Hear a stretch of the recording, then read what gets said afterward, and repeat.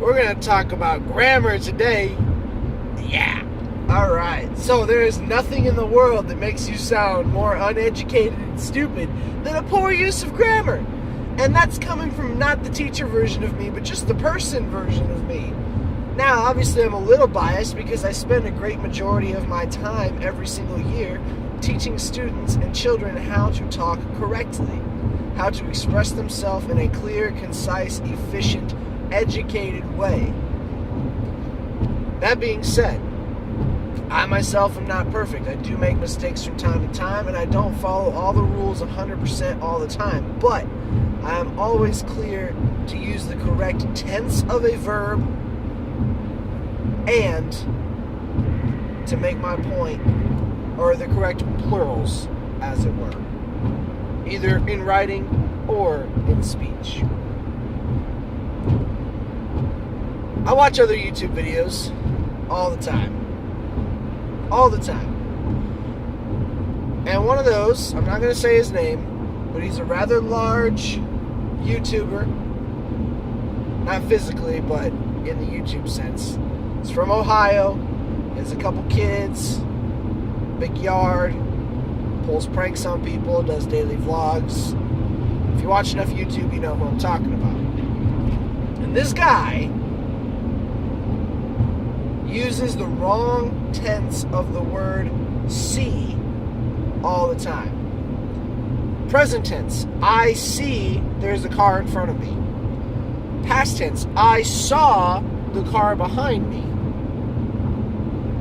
And then the irregular, I have seen that car before. Have seen. Seen is not the past tense of see by itself.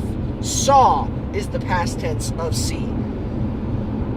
And he does it wrong every single time he uses it. In one of the recent videos, he was talking about going to see a tornado. And I can't even say it wrong. I can't even remember how he said it. But he said seen as if it were the correct past tense. And he does it every single time. It's not like he made a mistake one time. And I've commented on his videos before when he's done this. And I get accused of being a grammar Nazi.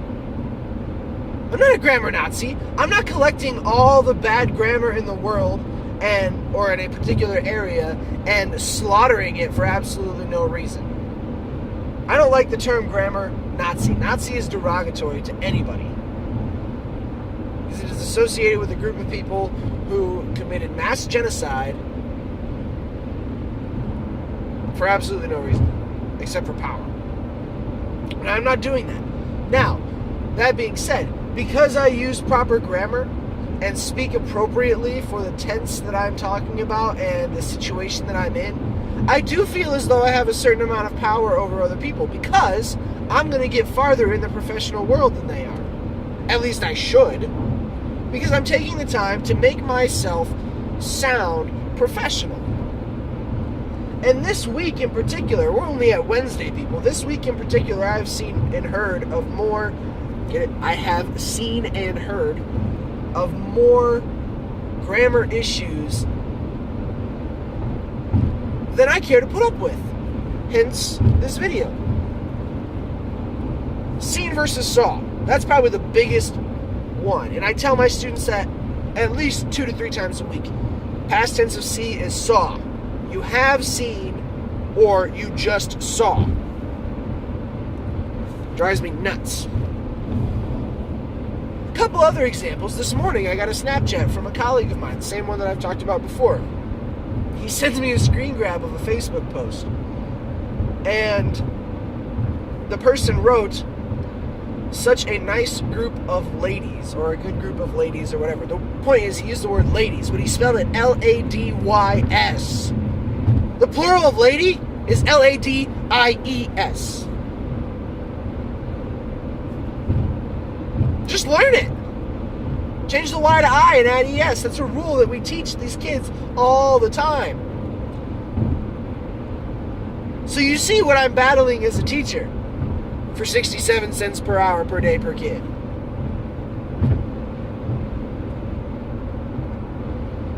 Because this guy is not only an adult that students should be looking up to, but he's also a parent. He has kids. So for him to use the words incorrectly when he has his kids more often than I do at the school, now he's not one of my students' parents, but just follow me here.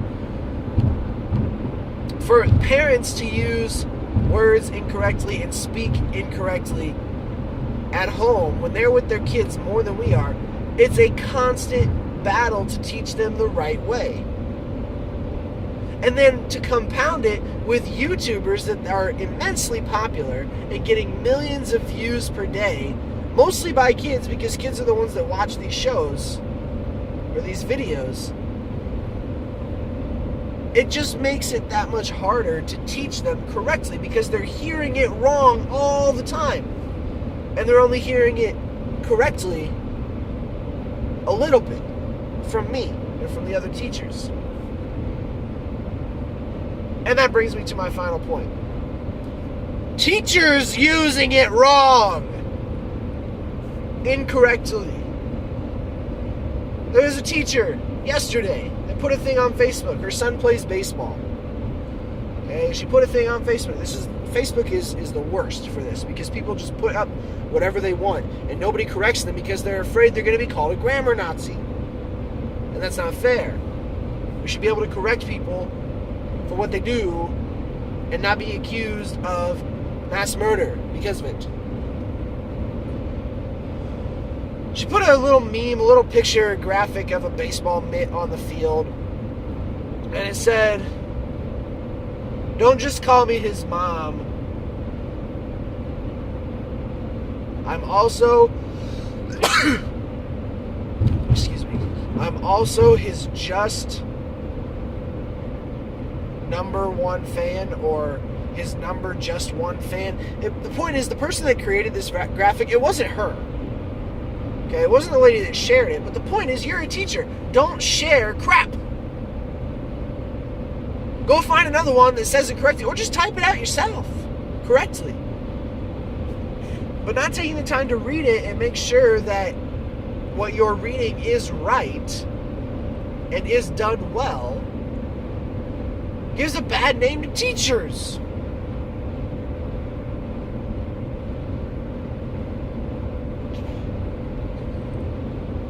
I'm just fed up with people not speaking appropriately.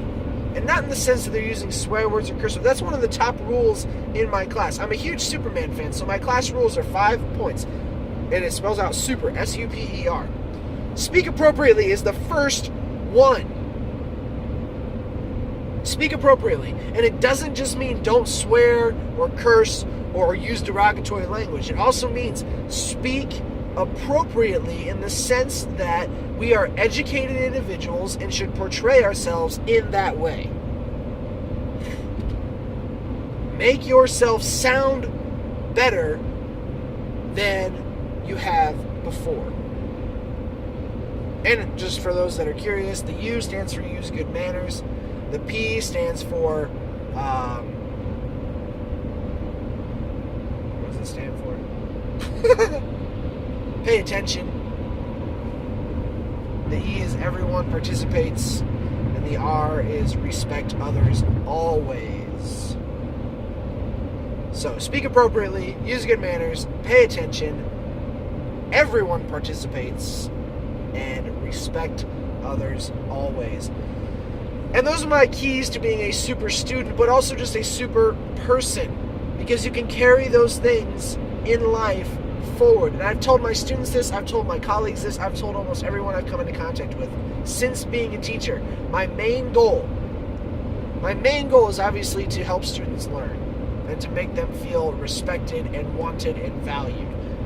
But within that, my curriculum, my personal philosophy of education is that a strong vocabulary, a professional attitude, and basic math skills, and in professional attitude I mean like good manners. So like the top 3 things that every person should have if they want to be successful is good manners,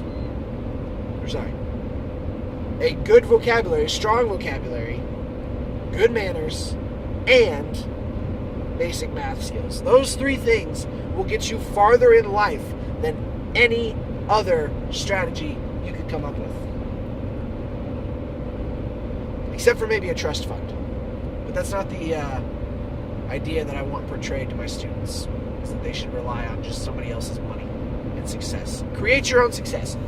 Create your own success. Have a strong vocabulary. Know other ways to say what you want to say. 2, use good manners. Be polite, respectful, responsible around other people, and they will feel valued by you and thus give you the value that you seek. And 3, basic math skills. You have to be able to add, subtract, multiply, and divide. You just have to. I don't care if your iPhone has a calculator on it. I don't care if you can just Google the answer. Know those 4 basic operations, and your life will be easier. That's all I got for this morning. I'll see you this afternoon.